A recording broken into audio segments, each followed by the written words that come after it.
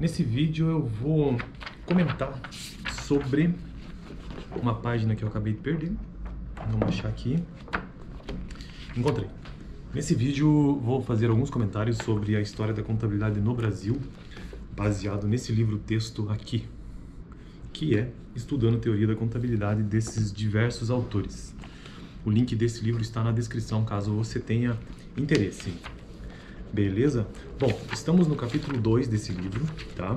Às vezes eu faço a leitura mesmo dele, porque eu acho que me ajuda mesmo a aprender. E eu sei que não fica muito legal no vídeo para quem está assistindo, mas é que eu preciso...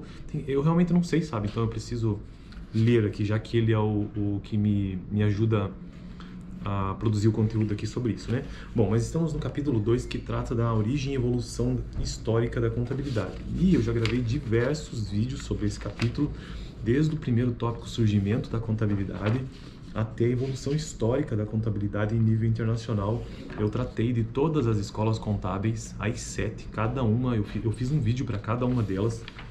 E no vídeo anterior a esse de hoje, inclusive, eu fiz um único vídeo trazendo um resumão geral de todas as escolas, beleza? E já estamos quase finalizando esse capítulo. Eu precisarei gravar mais 2 vídeos, contando com esse aqui, 2 vídeos para finalizar o capítulo.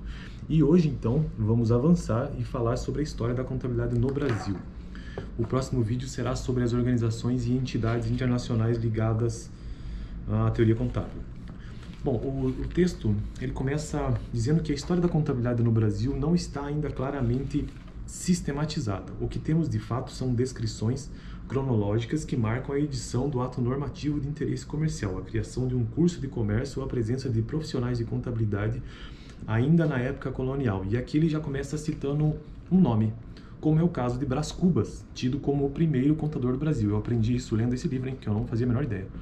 Brás Cubas, tido como o primeiro contador do Brasil, cuja nomeação para o cargo de provedor da Fazenda Real e contador das rendas e direitos da capitania data do dia 23 de junho de 1551. Faz tempo, hein?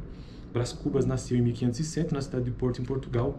Fundou a Vila de Santos, a Vila de São Santos, hoje cidade de Santos. Ó, Brás Cubas é o fundador de Santos. E governou por 2 períodos a capitania de São Vicente, hoje São Paulo, né?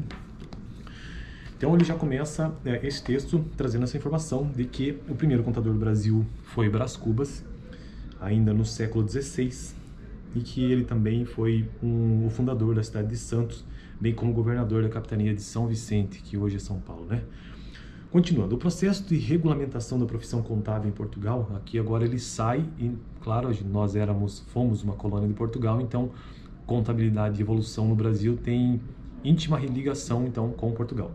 O processo de regulamentação da profissão contábil em Portugal é efetivamente realizado durante a segunda metade do século XVIII. Século XVIII é até 1800, segunda metade então deve ser a partir de 1750, nesse inteirinho entre 750 e 1800. O processo de regulamentação ocorre na metade do século XVIII com o Marquês do Pombal, o Marquês de Pombal, né, famoso governante de Portugal, que instituiu a aula de comércio, olha só, a aula de comércio, e estabeleceu o registro profissional de guarda-livros. Então aqui é que surge essa ideia de guarda-livros, pelo menos em Portugal, né?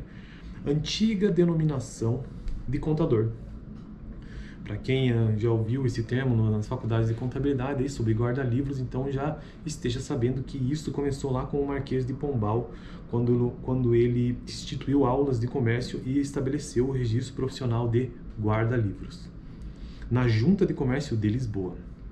Aproximadamente 40 anos depois, porque Marquês de Pombal realmente é ali, depois, no século XVIII mesmo, entre 1750 e 1800, né? Não lembro bem a data agora. Aproximadamente 40 anos depois, se é 40 anos depois, a família real... Bom, vamos continuar aqui. Aproximadamente 40 anos depois, a família real se transferiu para o Brasil. A família real, para quem não sabe, chegou ao Brasil em 1808. Tem até um livro muito bom sobre isso, uma trilogia. Se ele diz 40 anos depois, então Marquês de Pombal é ali por volta de 1770, talvez? Por aí, né? Pelo menos essa ação aqui. Aproximadamente 40 anos depois, a família real se transferiu para o Brasil e aqui implantou uma estrutura administrativa necessária para a gestão de negócios da coroa por Dom João VI.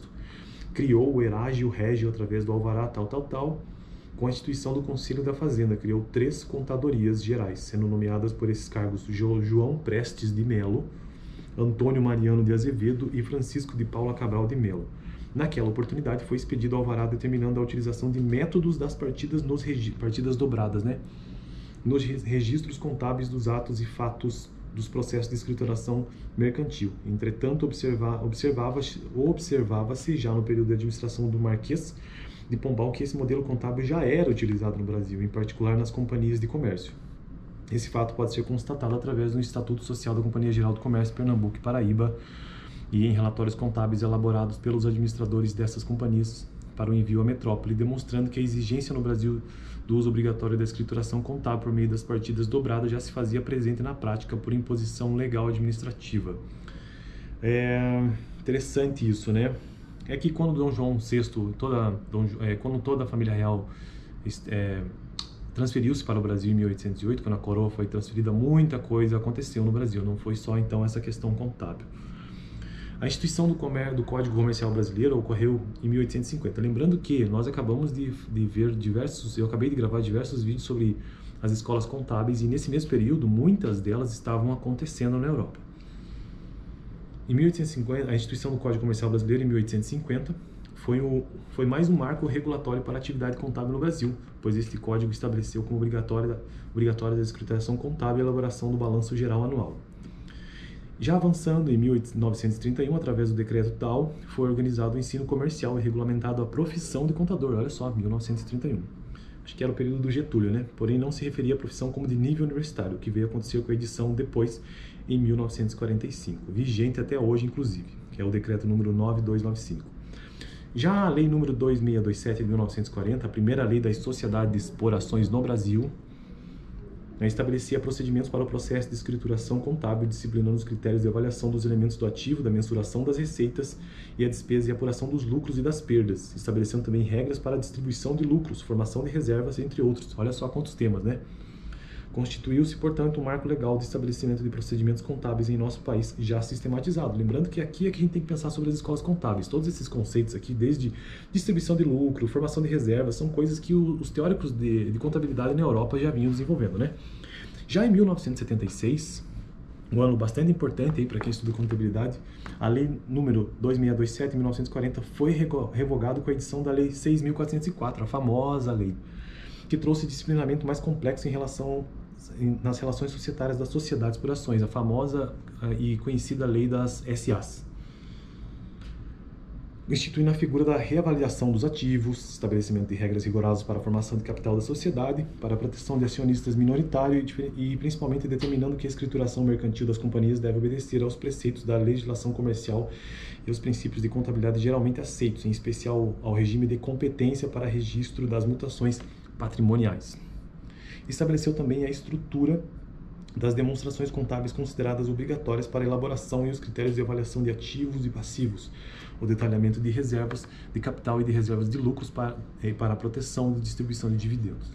Além disso, já concluindo essa parte, estabeleceu-se regras para as relações de participação societária em outras empresas, combinação de empresas. Essa lei sofreu modificações somente... Toma uma água. Essa lei sofreu modificações relevantes com a edição da Lei 11.638 de 2007. Para quem já passou pela Faculdade de Contabilidade sabe bem sobre ela. E também pela medida provisória, a famosa MP 449 de 2008, no que tange ao processo de escrituração contábil das sociedades anônimas. Bom, depois disso eu já não sei mais se teve alguma modificação relevante, né? Porque eu não acompanho, mas pelo menos enquanto eu fiz contabilidade, quando me formei até 2020, ainda era as mais importantes modificações, a 11.638 de 2007 e a medida provisória 449 também de 2008. Bom, então esse foi um vídeo bem resumido da história da contabilidade no Brasil, que iniciou lá com Brás Cubas, que é tido como o primeiro contador do Brasil. E outro fato relevante depois é que com a vinda da família real para o Brasil em 1808, alguma estrutura contábil já foi também trazida e foi organizada, né? E instituiu-se a aula de comércio por conta do Marquês de Pombal, que foi antes da vinda da família real, inclusive, e este nome, guarda-livros, vem dessa época. Beleza? Que mais de resumão geral? E aí depois disso alguns acontecimentos, né? Instituição de Código Comercial em 1850, a lei também em 1940, a primeira lei das sociedades por ações, que depois transformou-se na famosa 6.404 e mais recentemente na 11.638 de 2007.